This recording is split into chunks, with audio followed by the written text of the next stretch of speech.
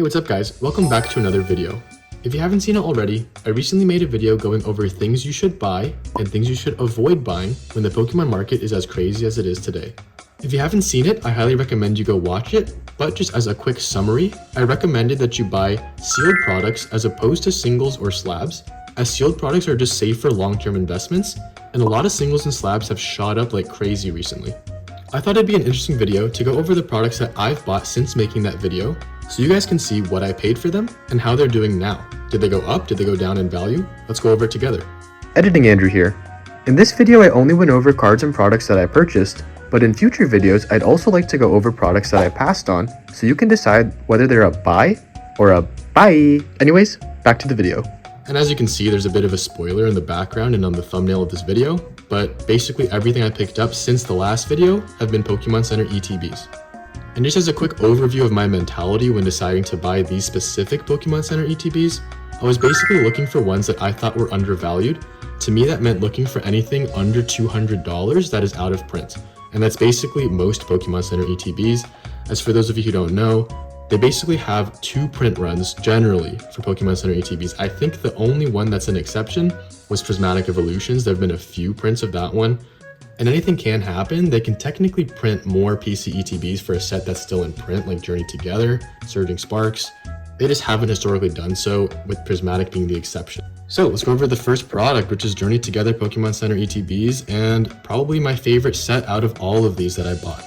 I paid $120 for each of these. I bought 5. Current market price is $170, and the lowest listed is $180 with shipping. Next up is Stellar Crown. I think this set's pretty underrated. It's not my favorite by any means, but I do think the set in general has a lot of room to grow. I paid $130 for this PC ETB. As you can see, it's not in the best condition if you look at the corners. There's no rips and tears though. I paid $130. Current market price is $160, and the lowest listed is $190. Next up is Shrouded Fable. I paid $110. I bought 2 of these, and this was the cheapest one out of all of them that I bought. Current market price is $200, which I think is a little bit inflated. Lowest listed is $175. Next up is the only one I was able to find from the Sword and Shield era locally.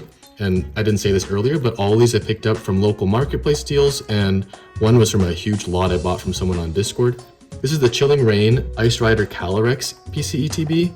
And for those of you who don't know, there's also a second version with the Shadow Rider Calyrex. I paid $150 for this PC ETB.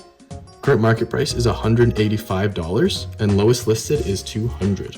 Okay, next is Twilight Masquerade, another set I don't like too much. I do think it's undervalued just generally. I paid $140, bought 2 of them. Current market price is $180, and lowest listed is around $220. And finally, Surging Sparks. This one was kind of a hard pill to swallow because I just sold one about a month ago for $150. That's what it was worth back then. I paid $220, bought 2 of them. Now market price is $300, and lowest listed is $310. And if you haven't seen it already, this Magneton promo has been blowing up. It's drawn by Shinji Kanda, who's a very popular artist. He has a very unique art style. And the card he's probably most well known for right now is the Giratina V alt art. Those are all the sealed products I picked up, but I did buy a few graded cards. I bought this Mewtwo V-Star. This one was a little bit ago. It was before my last video, but I got this one at Worlds in Anaheim. I traded a couple slabs for it at equal market value, and at the time the Mewtwo was around $320. I was more than happy to pick it up at that price. It's currently going for $500 to $550 from last solds. And the last pickup for this video was by far my favorite, but also by far the most expensive.